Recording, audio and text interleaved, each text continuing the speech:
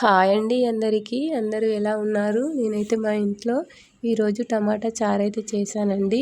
నాకైతే బాగా జలుబైంది. అసలైతే అన్నం తినబుద్ధి అయితలేదు. అందుకే టమాటా చారు అయితే చేశాను. ఇలా టమాటా చారు చేసుకుంటే కొంచెమైనా తినబుద్ధి అవుతుందని.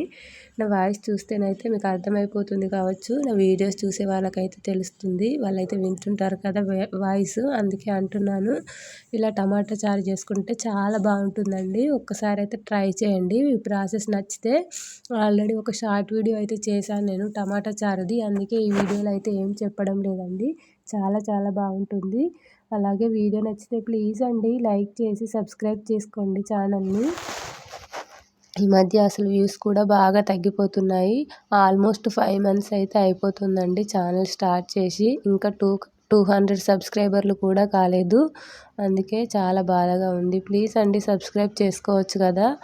ఇంకా నేనైతే వీడియోస్ అయితే డైలీ మా ఇంట్లో ఏమేమి వంటలు చేస్తానో అవే అప్లోడ్ చేస్తున్నాను. బహుశా అందుకే కావచ్చండి అసలు వ్యూస్ అయితే రావడం లేదు.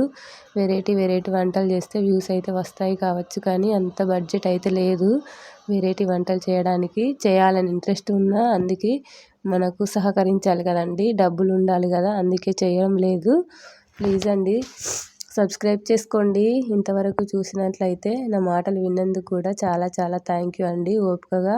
అలాగే టమాటా చారు అయితే రెడీ అయిపోయింది. చాలా చాలా టేస్టీగా ఉందండి, నిజంగా చెప్తున్నాను. గ్లాస్లో పోసుకొని మరీ తాగేయచ్చు. ఓకే అండి, బాయ్.